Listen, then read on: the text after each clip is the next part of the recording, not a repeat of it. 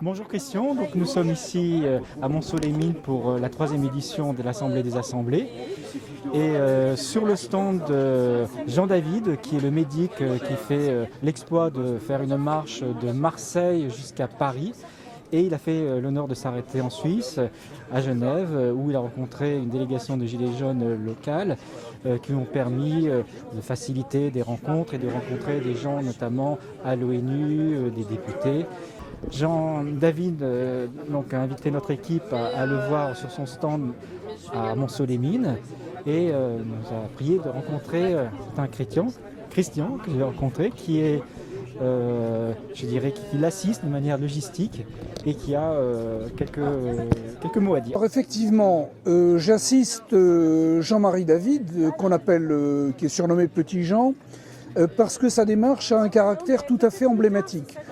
C'est lui-même un médic, c'est-à-dire un personnel soignant qui assiste les manifestants, mais pas seulement. Il assiste toutes les personnes qui ont besoin de soins au cours des manifestations et il est confronté à une répression qui est absolument inacceptable sur le plan des droits de l'homme.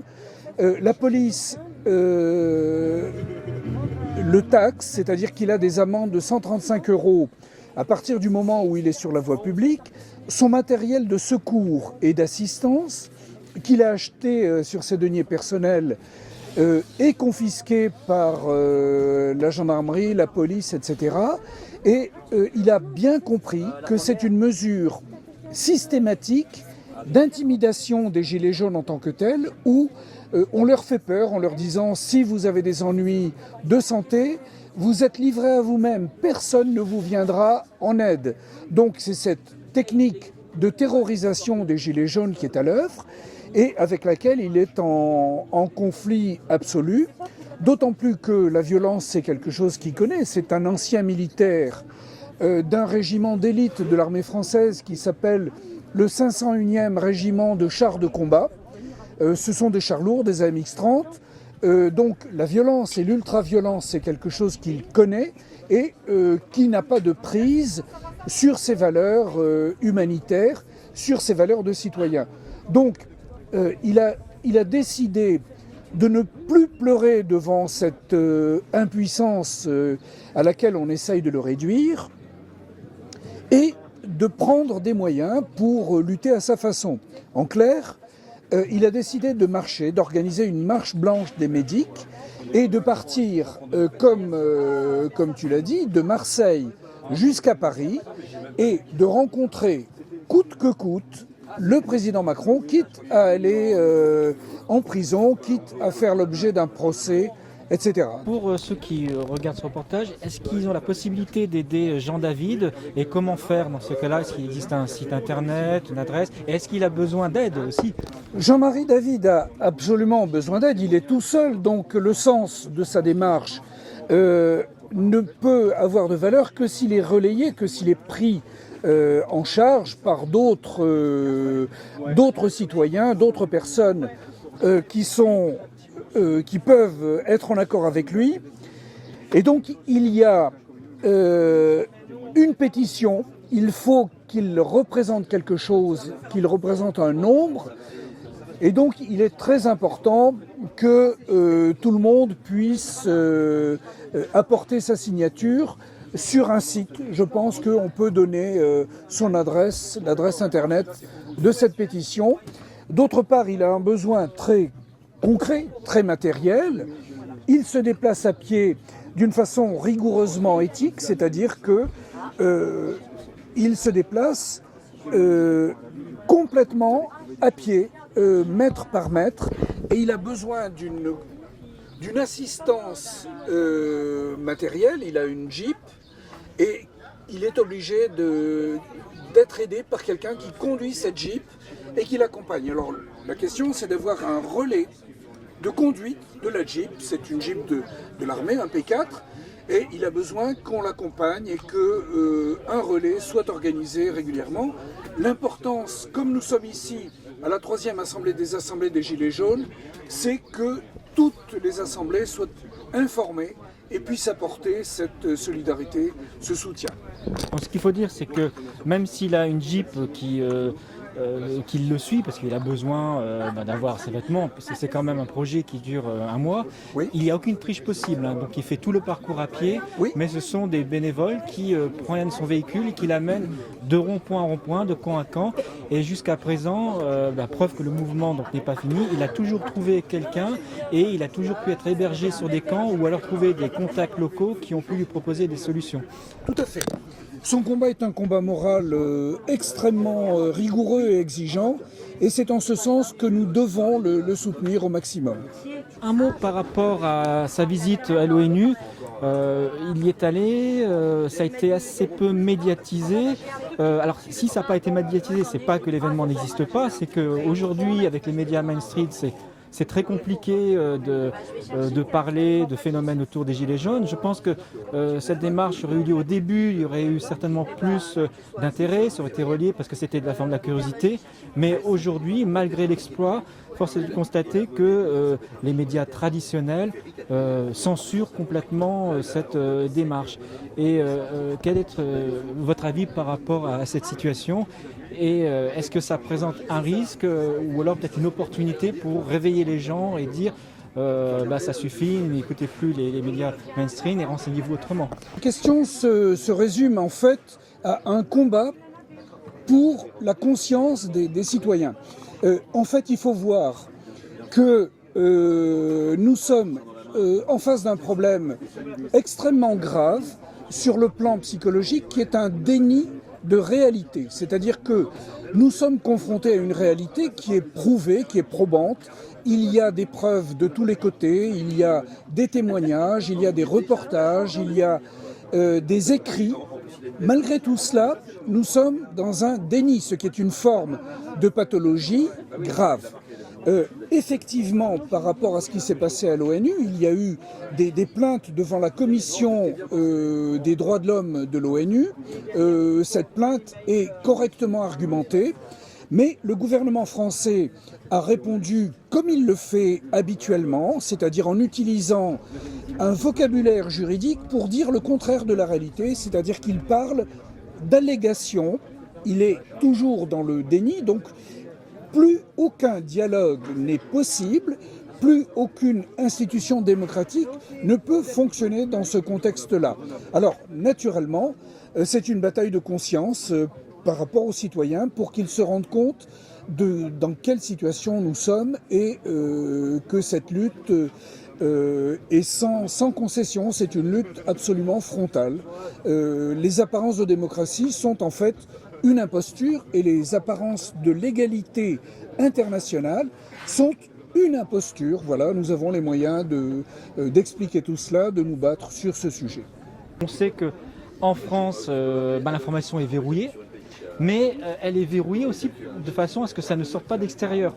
Beaucoup de pays ignorent la véritable réalité du phénomène des Gilets jaunes, le prennent à une constatation sociale, avec un peu la légende qu'on laisse que les Français, c'est un peu un peuple de râleurs et puis que c'en est une de plus. Par contre, il y a quelque chose de beaucoup plus profond. Le mouvement des Gilets jaunes, c'est quelque chose qui s'est aussi internationalisé, ça réside dans plusieurs pays. Et justement, alors que la France devrait servir d'exemple, on se rend compte que dans beaucoup de pays étrangers, ce mouvement des Gilets jaunes, il est mal connu. Comment expliquer ce phénomène et comment essayer de changer la situation? Eh bien, le mouvement des Gilets jaunes est réellement une insurrection morale qui débouche sur une insurrection proprement politique.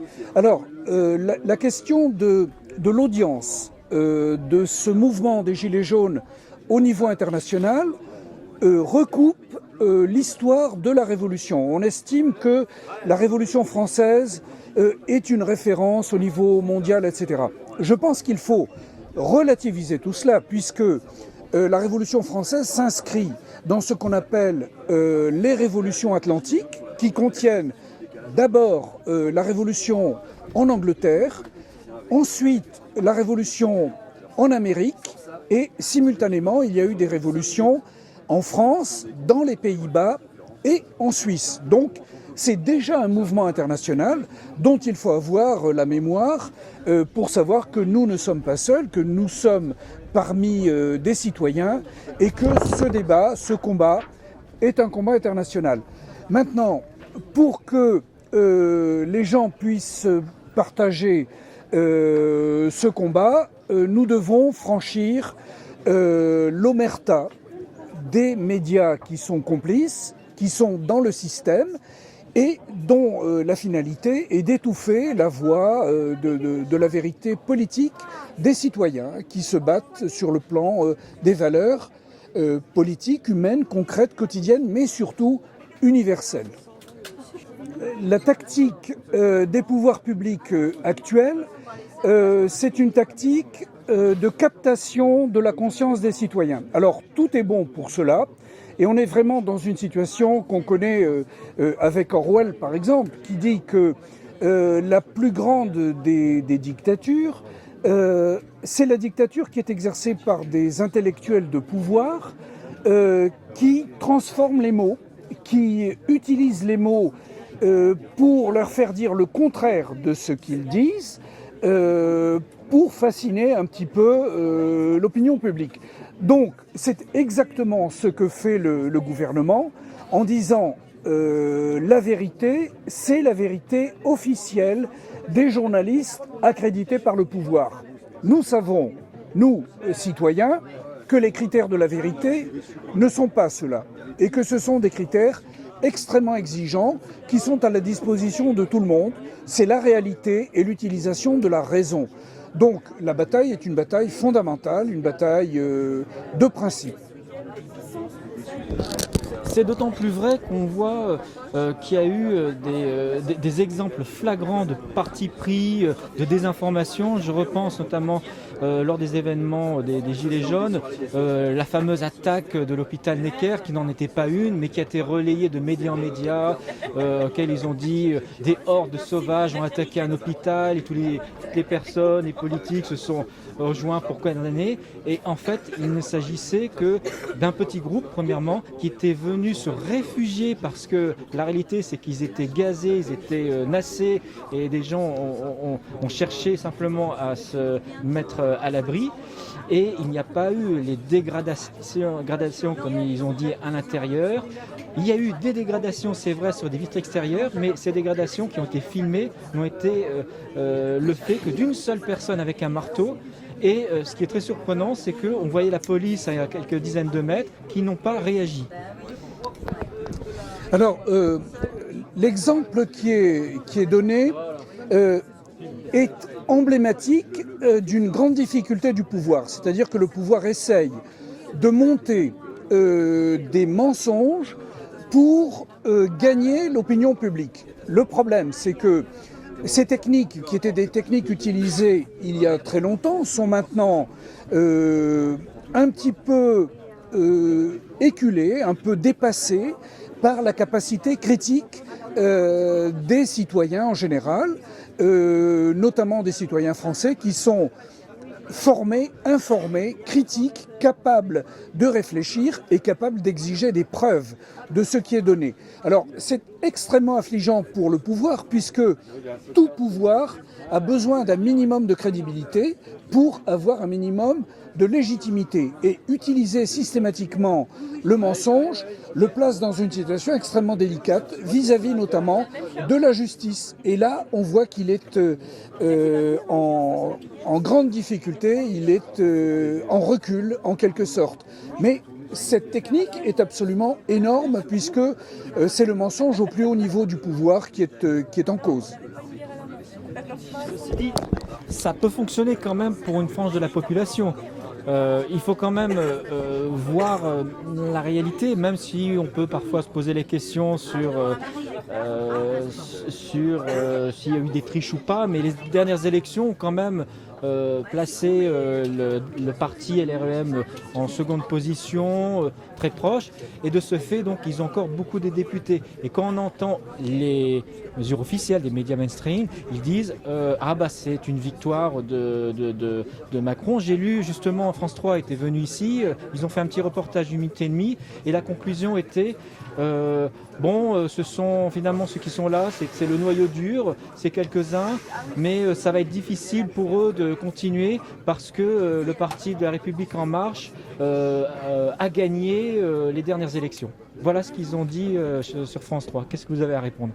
Alors, ce que dit France 3, c'est l'utilisation d'une confusion mentale entretenue systématiquement. C'est-à-dire que on utilise la légalité, c'est-à-dire les aspects réglementaires, légaux, etc., pour valider une prétendue légitimité morale, politique, etc.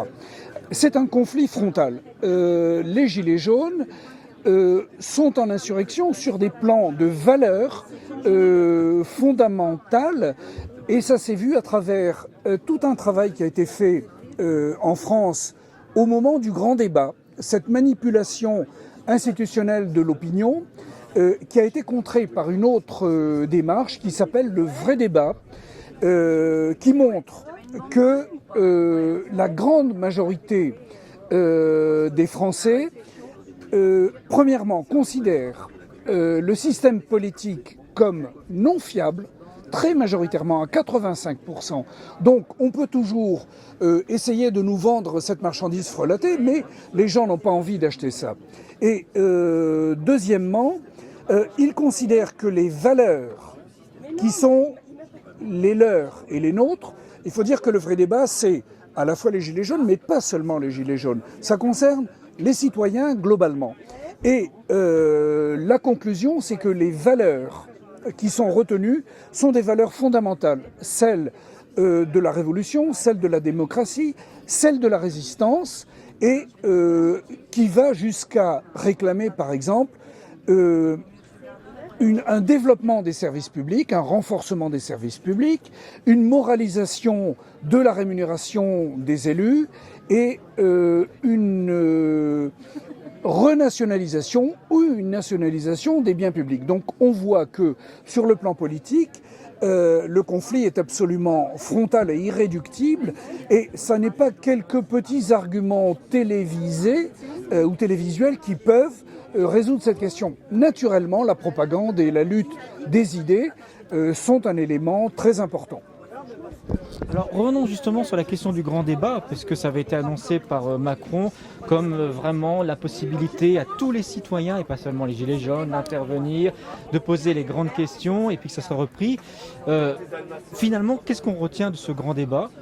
Sur les ronds-points, on sait qu'il y avait plein de revendications, notamment le référendum d'initiative citoyen qui a été balayé, hein, on n'en a pas parlé. Il y avait des mesures sur le pouvoir d'achat qui ont été minorées, et tout ce qu'on a avec une très grosse communication annoncé. D'ailleurs, on pourra dire aussi sur la question de la méthodologie, ça a coûté très cher, il y a eu un site internet.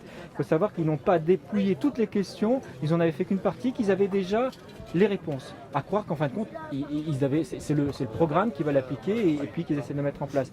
Puisque la solution numéro 1, c'est les Français payent trop d'impôts, il faut les réduire. C'est vrai, mais les gens qui sont déjà dans la précarité et la misère, ils aiment même en payer des impôts, ou alors ils en payent déjà via des taxes, et c'est comme autre chose. Donc... Alors cette question du grand débat est très intéressante, parce qu'on voit que il y a des problèmes qui sont très importants, notamment la question de la justice fiscale, la question de l'acceptation de la fiscalité, la question de l'équité économique, etc. Ces questions fondamentales, il y a une manipulation de la part du gouvernement qui consiste à dire « nous allons vous écouter, nous allons prendre en considération votre opinion et vos idées ». Et c'est exactement le contraire qui se passe. On a affaire à un mépris insultant de la part des pouvoirs publics qui considèrent qu'ils doivent écouter formellement les gens, mais en fait, on voit que c'est un exercice du président de la République qui reste debout, présent en ligne pendant 8-10 heures, qui parle tout seul, c'est un monologue, et qui ne tient pas compte de l'opinion des gens qu'il invite, dans la mesure où les réponses étaient déjà cadrées. Bon, c'est une insulte grossière. Alors, en face de cela, les citoyens sont loin d'être démunis, puisqu'ils ont monté un dispositif qui s'appelle le vrai débat. Ils ont posé des questions à partir d'outils qui sont des outils méthodologiques rigoureux. Mais on constate quand même que la censure existe, il existe une volonté du gouvernement à pouvoir filtrer, et il semblerait, même s'il faut le prouver, mais on a quand même de grosses suspicions, qu'il y a des censures qui sont organisées par les hébergeurs Internet. Dès qu'il y a des sujets qui déplaisent un peu trop, bizarrement, les groupes sont supprimés, l'information disparaît, n'apparaissent plus dans les moteurs de recherche.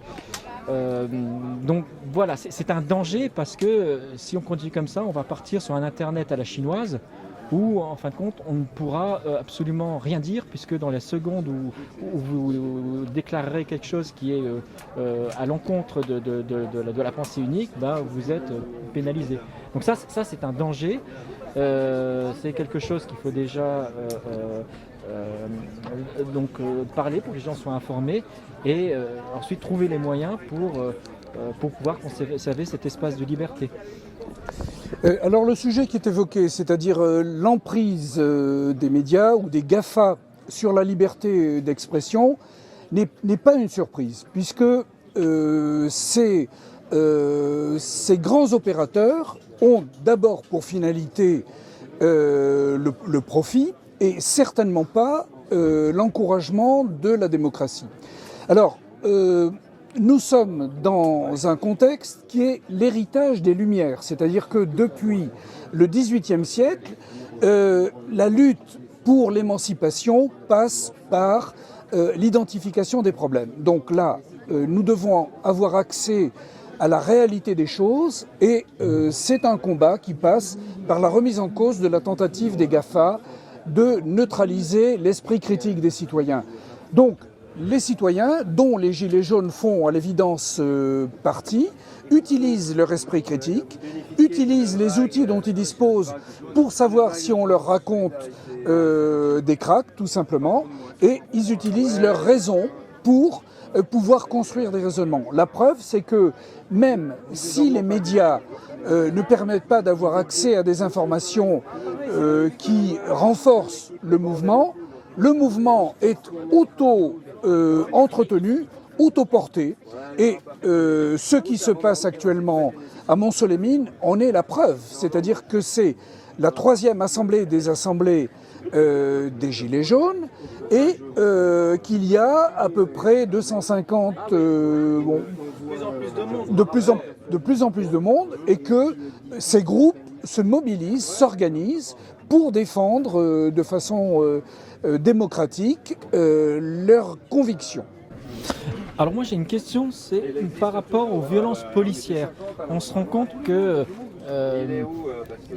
très rapidement, au cours de l'acte 3 ou 4, il y a eu une répression policière qui est montée, des images qui ont montré des violences rarement, jamais vues, on va dire, dans des manifestations, ou peut-être il y avait déjà des annonces lors des lois travail, c'était un petit peu le préambule.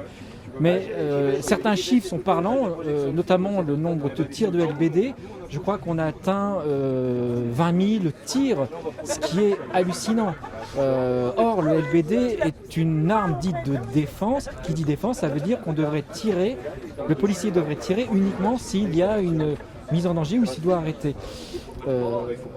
On a des chiffres qui sont catastrophiques au niveau des blessés. Je pense qu'on atteint 1800-2000 blessés au niveau des Gilets jaunes, des blessures très graves par les LBD, des yeux crevés, je crois qu'il y en a 25. Les grenades de désencerclement, il faut aussi rappeler qu'il n'y a que la France qui l'utilise, avec plusieurs mains arrachées, des blessures extrêmement graves du fait des projectiles, puisque c'est quand même 26 grammes de TNT qui explosent. Et face à ça, on a tout d'abord un déni, mais plus grave encore, pour les gens qui voudraient porter plainte, une impossibilité de le faire, puisque il est très compliqué de porter plainte à l'IGPN, et les réactions politiques se sont tout de suite fait savoir, qui disaient de toute façon on ne connaît pas de violence policière. Laurent Nunez avait dit même la violence est justifiée quand elle vient des forces de l'ordre. Voilà, donc vu de l'étranger, ça me choque beaucoup, et je voulais poser la question donc par rapport à ces violences policières qui étaient ressenties.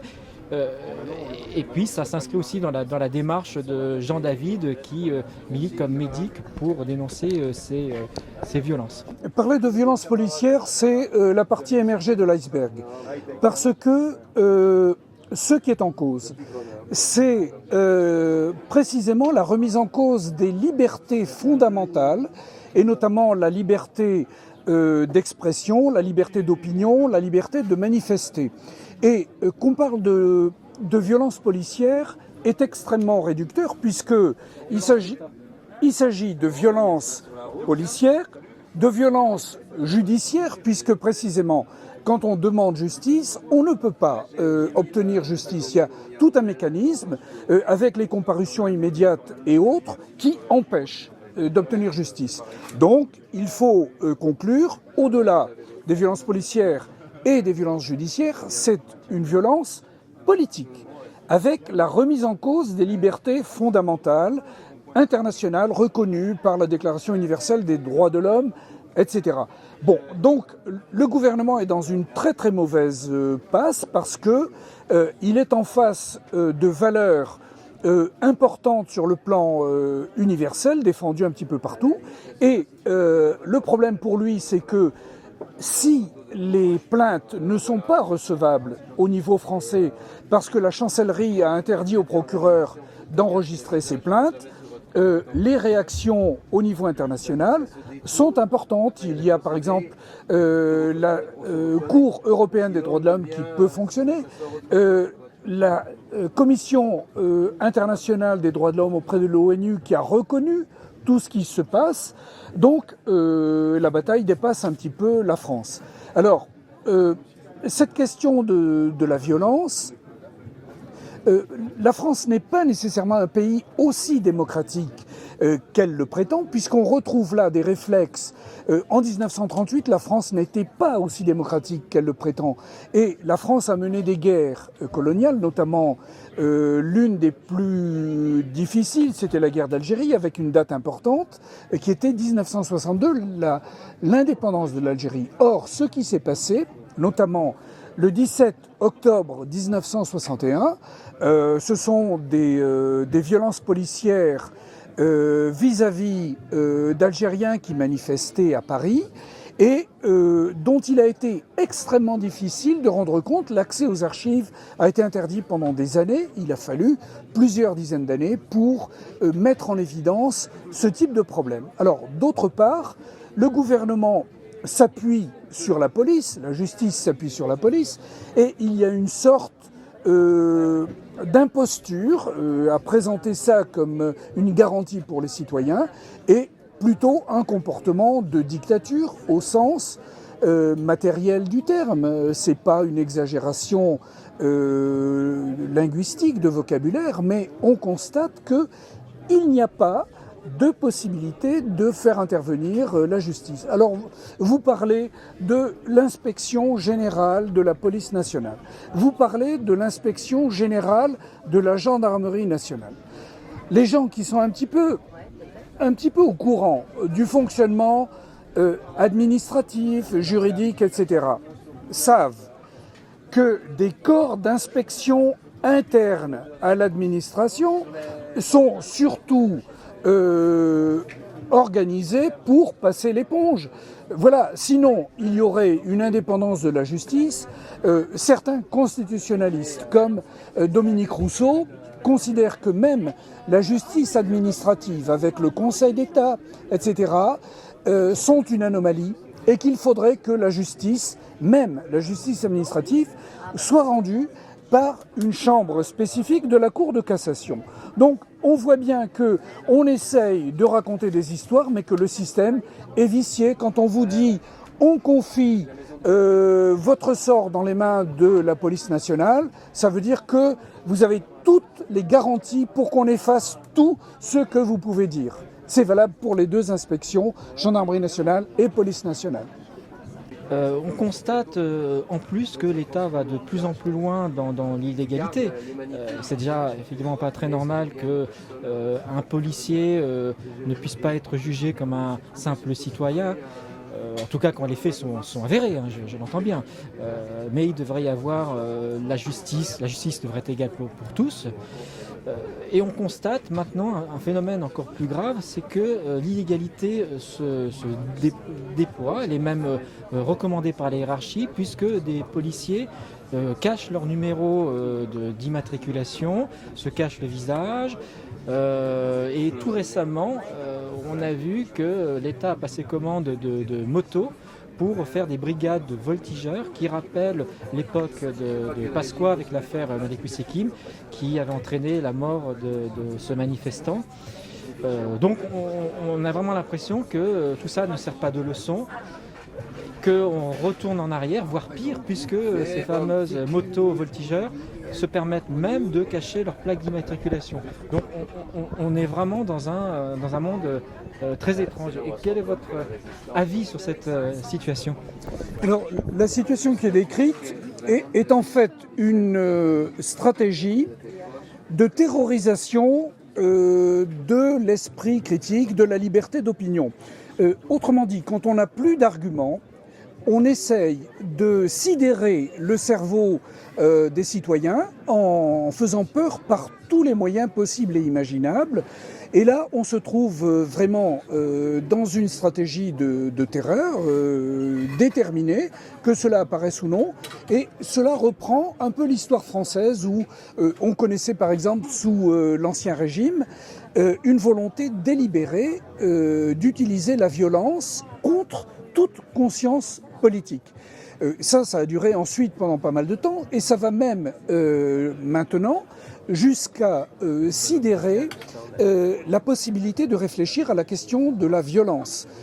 Actuellement, il y a une violence d'État, c'est une utilisation de la terreur pour que plus personne n'exprime une opinion ou une réflexion un peu construite, une réflexion critique, mais on voit que c'est une impasse. Par exemple, la police est obligée de masquer son identité, d'utiliser les déguisements des Black Blocs, qui se mettent des cagoules parce qu'ils ont honte d'apparaître comme tels. Malheureusement, la diffusion de moyens de captation d'images, de reportages, etc. est telle qu'on arrive à faire la preuve et à identifier les acteurs qui sont terrorisés par l'idée qu'on puisse les reconnaître et mettre en cause personnellement leur comportement. Donc ça peut pas aller vraiment très loin, ce genre de tactique, parce que cette technique de l'escalade va pousser à bout les citoyens de base, les citoyens honnêtes, qui sont surtout des démocrates. Alors pendant qu'on faisait cette interview, une dame est venue nous donner une information qui mérite d'être racontée. Il faut savoir que cette assemblée a lieu sur un terrain de la mairie. Nous passe donc le stade, le terrain. Et il y a pratiquement 1 millier de personnes. Quelqu'un a eu un malaise, les personnes ont appelé les pompiers et les pompiers ont répondu que, écoutez, vous êtes entre vous les jeunes, débrouillez-vous, vous devez amener cette personne chez nous, à l'hôpital, mais on ne viendra pas sur ce terrain. C'est assez surprenant cette réponse et ça me fait penser à la situation qui est vécue pendant les manifestations où des manifestants qui sont blessés se retrouvent par terre et attendent des secours qui ne viennent pas puisque les pompiers ont pour instruction de ne pas intervenir dans les manifestations et c'est le rôle des médics de donner les premiers secours, de les sortir de la zone de manifestation pour qu'ils puissent être soignés derrière. Les médics sont apparus assez rapidement. Alors on sait qu'il y a deux types de médics, il y a les strict médics et les médics, il y a ceux qui s'occupent que des gens qui sont partisans, mais les médics s'occupent de tous les blessés. Ce sont vraiment des premiers secours avec des diplômes et des formations adéquates. Ce qu'on constate, et c'est la raison de la démarche de Jean David, c'est qu'à présent, les médics sont persécutés par les forces de l'ordre. La première forme de persécution, c'est dans l'entrée, avant même du début de la manifestation, ils sont fouillés et comme ils doivent agir au plus près des manifestants, donc des gaz et tout ça, ils sont obligés de se protéger un minimum avec un casque, avec des lunettes, en mettant des produits pour protéger les yeux.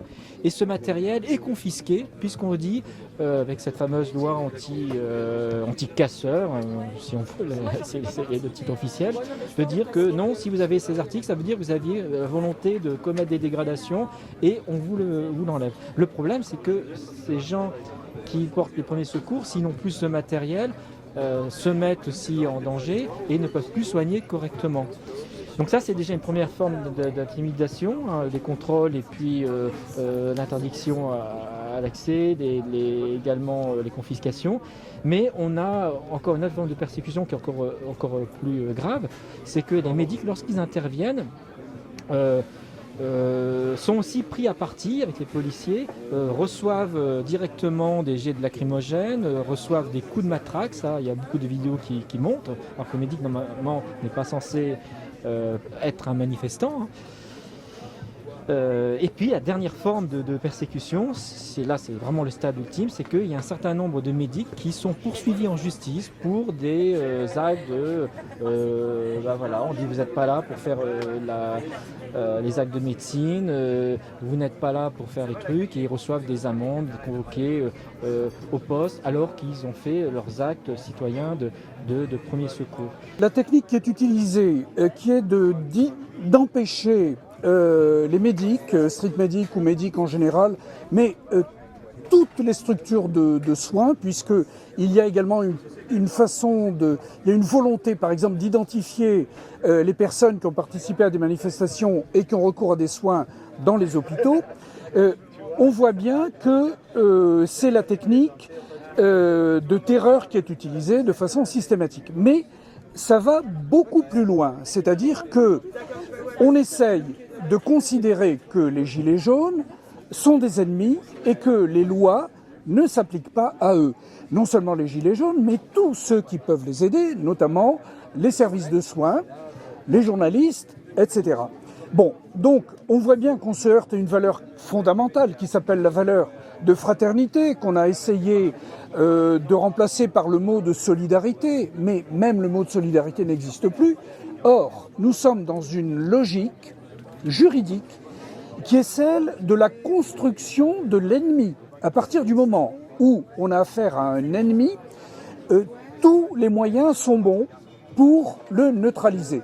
Et on utilise là une théorie qui a été mise en place par un juriste nazi qui s'appelle Carl Schmitt, qui revient maintenant à la mode et qu'on cite beaucoup en disant, vous voyez, quand on a affaire à un ennemi, tous les moyens sont bons pour le détruire. Je ne vous fais pas de dessin.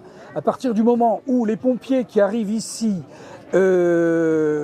à Montceau-les-Mines refusent d'intervenir parce qu'il y a un besoin, en disant nous n'avons pas d'autorisation de rentrer ici et ça va vous coûter de l'argent, on voit qu'on est dans une zone de non-droit. Donc, ça pose quand même des problèmes fondamentaux